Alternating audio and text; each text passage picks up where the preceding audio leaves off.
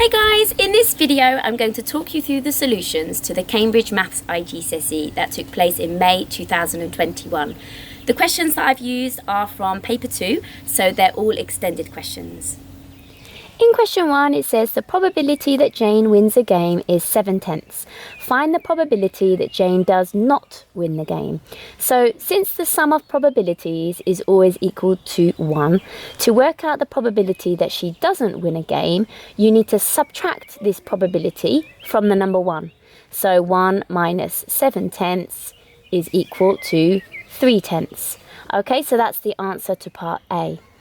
Then it says Jane plays this game 50 times. Find the number of times she is expected to win the game. So it says expected to win the game, and the probability that she wins a game is 7/10. So you need to take the probability, 7/10, and multiply it by the number of times that she plays the game, so 50. And when you do that, you should get 35. For question 2, it says calculate the fourth root of 0.0256. So what you need to do on this question is take your calculator and find the fourth root button. So on my calculator, it's this button here, okay? So you need to press Shift followed by the X to the power button, and then you can fill in the number 4, okay, to show that it's the fourth root, and then inside the root symbol you can type in 0.0256. So when you do that, you get 2/5, or if you prefer you can write it as a decimal, 0.4. In question 3, it says Emma has 15 mathematics questions to complete. The stem and leaf diagram shows the time in minutes it takes her to complete each question. And here's the key down here. So if you see 2/0, that is equal to 20 minutes. Okay, so here we've got 20 minutes. Here we've got 3 minutes. If you were to take this number here, that would be 13 minutes, okay, and so on. So we have to complete the table. And first we have to find the mode. So the mode is the most frequent. So you need to look to see which number in this stem and leaf diagram occurs the most frequently. So I can see here there's the number 6 occurring 3 times. I can't see any other number here that's repeated 3 or more times, okay? So this is the mode. And this number represents 1/6, which is 16. So the mode is 16 minutes. Next, we have to work out the median. So the median is the middle value when the values are ordered from smallest to largest. Well, they're already ordered from smallest to largest in this stem and leaf diagram, so that's fine. We need to work out what the middle of 15 questions is. So using the formula n plus 1 over 2 to work out what the middle value is, n being 15 questions, so 15 plus 1 over 2 is 16 divided by 2, which is 8. That means we're trying to find the 8th question in the stem and leaf diagram. So you need to count forward until you find the 8th question to see what the time was in minutes. So 1, 2, 3, 4, 5, 6, 7, 8. So it's this one here. And 1/1 is equal to 11 minutes. So that is the median. Okay? For the range, we have to find the highest value and subtract the smallest value. So the highest is 20 minutes. And then if you subtract the smallest value, which is 3 minutes, 20 take away 3 is 17 minutes. So that is the range.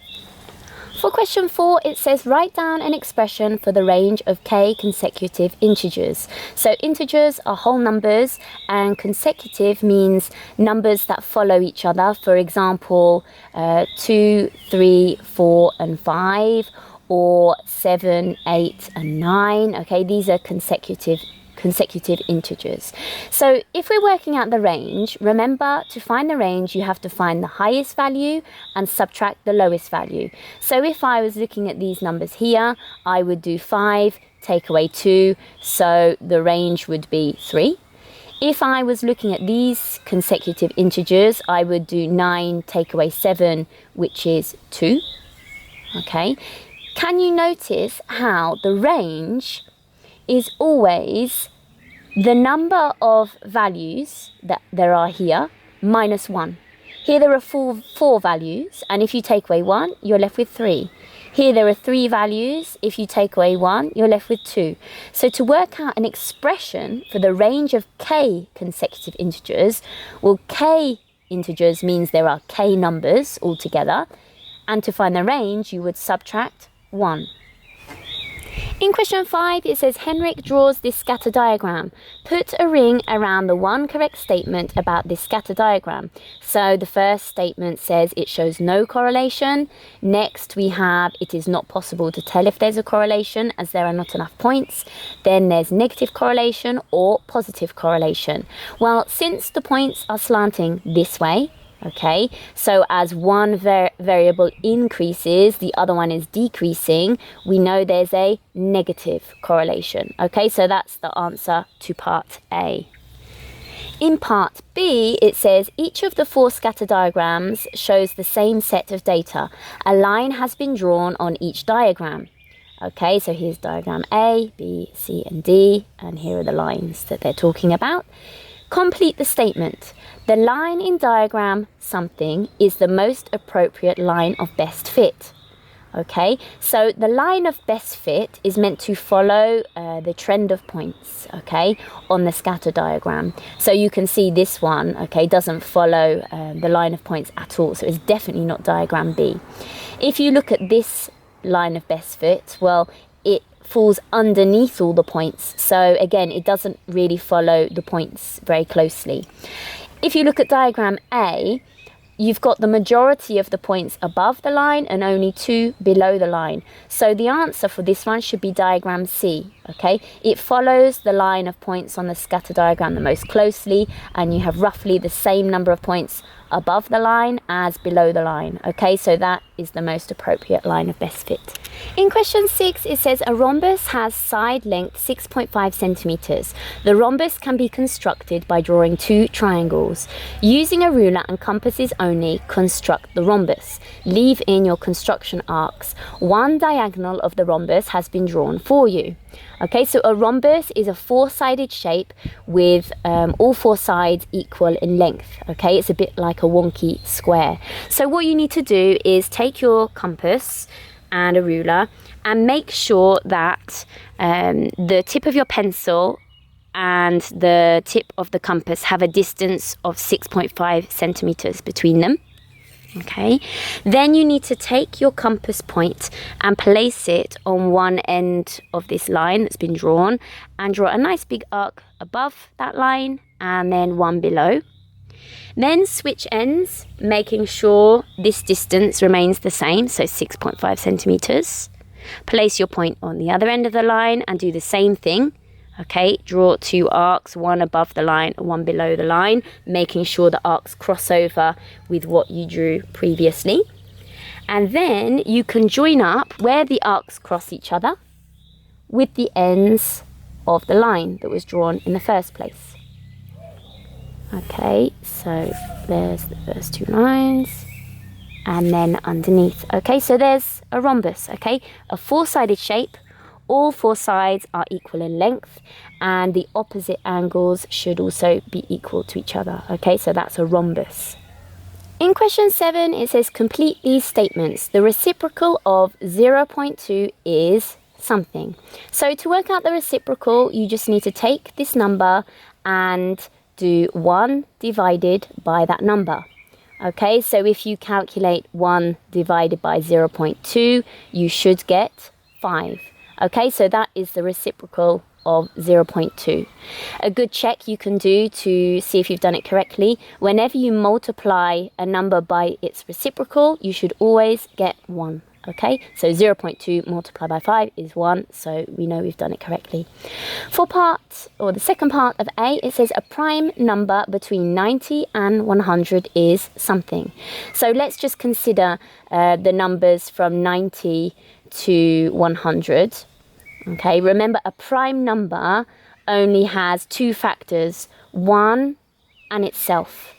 Okay, so you can automatically cross out all the even numbers because these numbers have more than two factors. Okay, for example, if you look at the number 90, 1 times 90 is 90, so 1 and 90 are factors, and also 2 multiplied by 45 is 90, so 2 and 45 are factors. Okay, so there are at least 4 factors for the number 90, so all the even numbers cannot be prime. The only even prime number is the number 2. Okay, that's useful to remember. 95 isn't prime because that's in the 5 times table. 99 isn't prime because 9 multiplied by 11 is 99. This number here is divisible by 3, so this cannot be prime.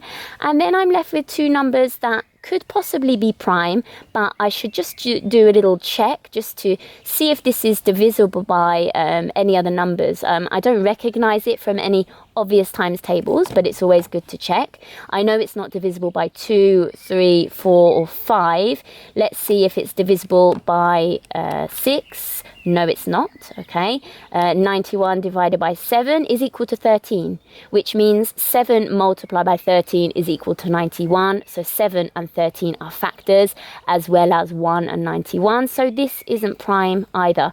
So by process of elimination, the only number that's left is 97, so this is the prime number between 90 and 100. For part B, it says, from this list, write down an irrational number. So an irrational number, we cannot write it as a fraction, so this one is not irrational.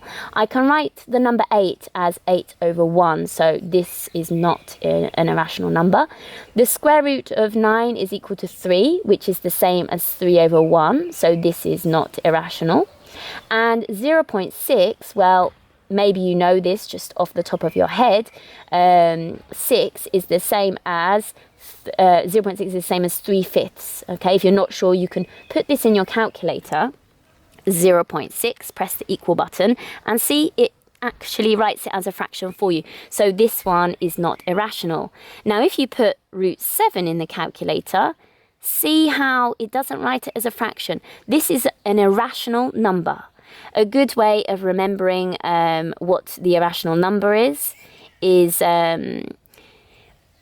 was I going to say? Oh yes, the square root of any number that's not a square number. So 7 is not a square number, so the square root of 7 is irrational. The square root of 3 is another irrational number because 3 is not a square number. The square root of 11. Also, pi is an example of an irrational number. You can't write that as a fraction. So for this one, the irrational number is root 7. Okay, so you write that down there. For question 8, we're given a formula a equals b squared over 5c, and it says find b when a is equal to 5.625 and c is equal to 2. So you just need to start by substituting these numbers into the formula. So you need to replace the letter a with this number. So instead of writing a equals, we have 5.625 equals. B we don't know, so b squared stays the same. But underneath here, we've got 5 multiplied by c, so 5 multiplied by 2, okay, because c is 2. So now we can just work that out and just solve this equation to find b. So 5 multiplied by 2 is 10, so if you like, you could just rewrite the denominator as 10.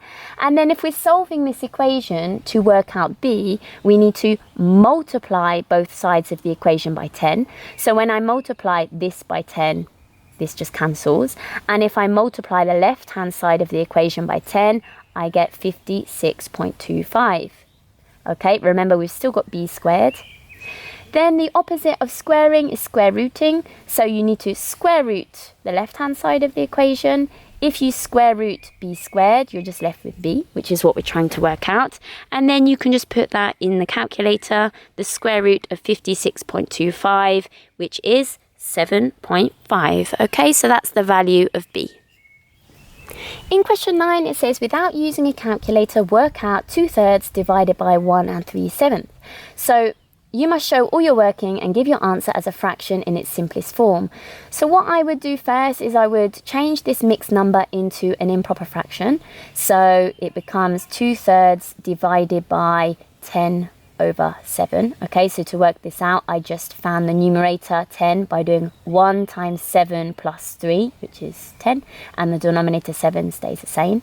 Then when you're dividing fractions, what you need to do is multiply, but the second fraction turns upside down.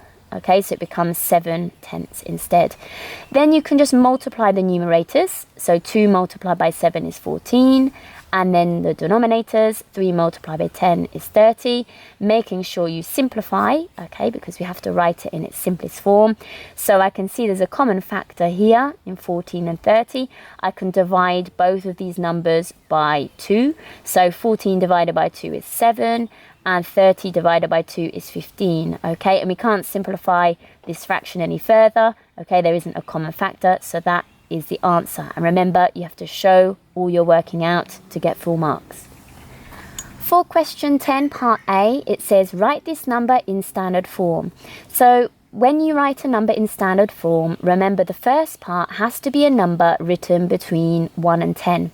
So what you're doing is, if you like, moving the decimal point, okay, to here, so that it's in between the 6 and the 5. So the number becomes 6.54. Okay, see, this number is between 1 and 10. Then you need to write down times 10. Okay, remember we're writing in standard form. And then you need to see how many places the decimal moved from here to here. So it moved 1, 2, 3 places. So here it should be to the power of -3. Okay, so this is now in standard form. Remember, whenever it's a small number, so a number less than 1, this power should always be negative. Okay? For part B, it says the number 1.467 times 10 to the power of 102 is written as an ordinary number, so not in standard form. Write down the number of zeros that follow the digit 7, okay? So when it's written as an ordinary number. So I suggest you don't write this out in full because it will take you ages and it probably won't even fit on the page and it's easy to make a mistake. Remember, this power tells you how many places the decimal moves place, okay, if you like. So it's going to move 102 places to the right. Okay, this is positive, so it's going to be a really big number. It's going to be 1467 with loads of zeros following it. So if we look at the numbers here, first of all, the decimal point needs to move across those 1, 2, 3 places to the right. So if we've already moved 3 places to the right, you need to subtract 3 from 102, okay, which means there are 99 places left for the decimal to move, which means there should be 99 zeros that follow the digit 7. Okay, so the answer is 99. In question 11, it says write 0.04 recurring as a fraction in its simplest form.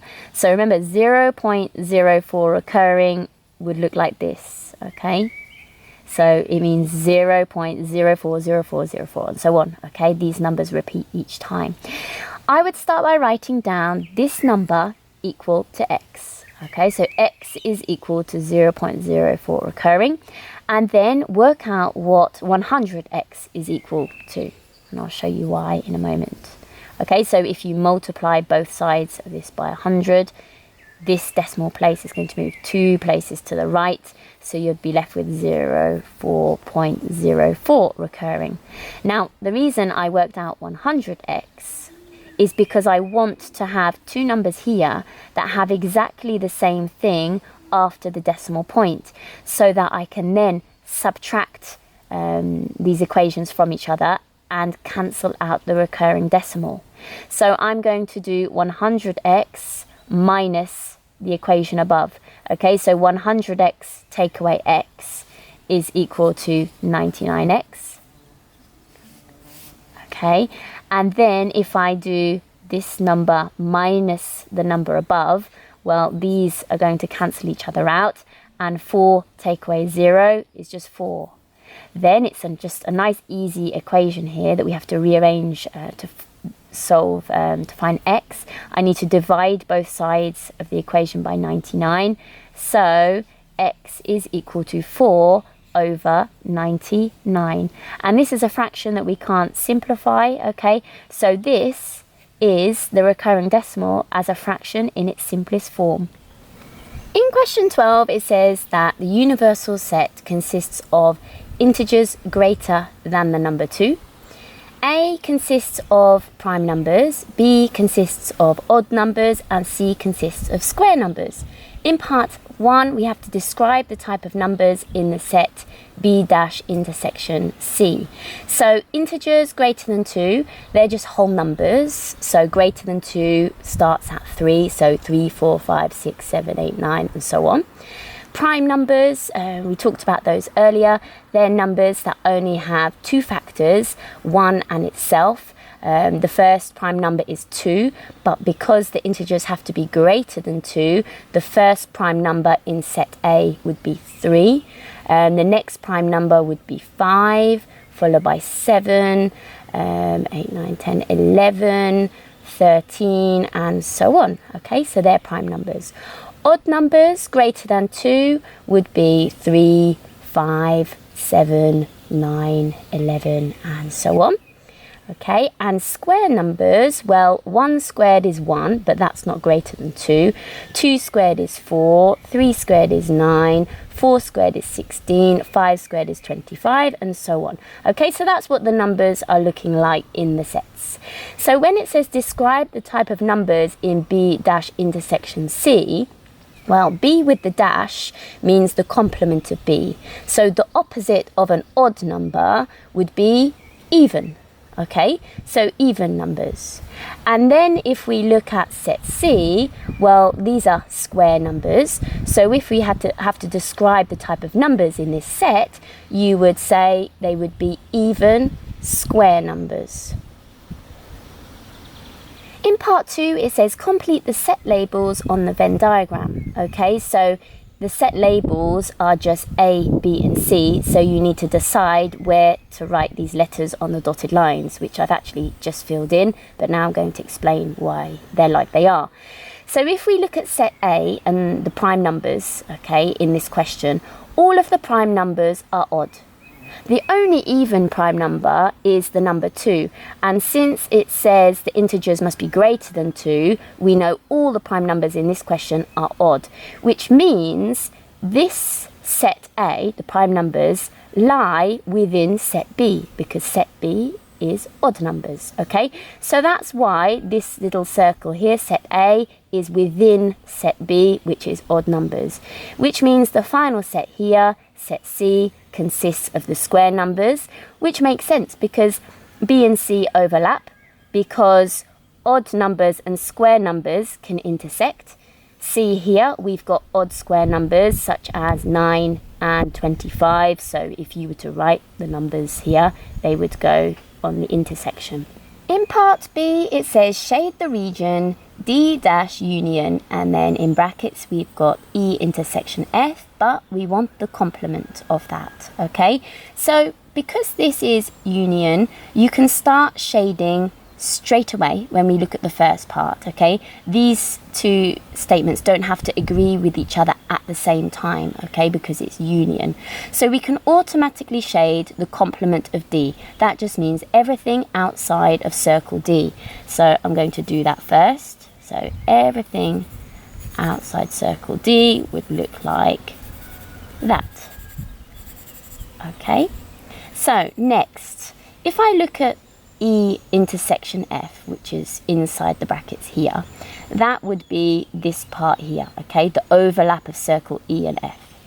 But because there's a little dash outside those brackets, it means we want the complement of that, okay? So everything outside of this intersection, okay? So that means you need to also shade this part, and this part. The rest we've already shaded, okay? And so that's the answer for part B. In question 13, it says A, B, and C are points on a circle centre O. DA and DC are tangents, and angle ADC is equal to 44 degrees. We have to work out the value of x. So I can see this tangent and the radius make an angle of 90 degrees with each other. And likewise here, tangent with a radius, they make an angle of 90 degrees as well. So here we have a quadrilateral. okay, a kite. And so all the angles in a four-sided shape, a quadrilateral, add up to 360. So if you subtract 90, 90 and 44 from 360, you should be left with 136 degrees. Okay, so that's that angle there. Then you can work out the value of x, okay, because this angle is always half the angle at the center. Okay, so 136 divided by 2 is equal to 68. So that is the value of x. In question 14, it says the diagram shows a trapezium. The trapezium has one line of symmetry. Work out the area of the trapezium.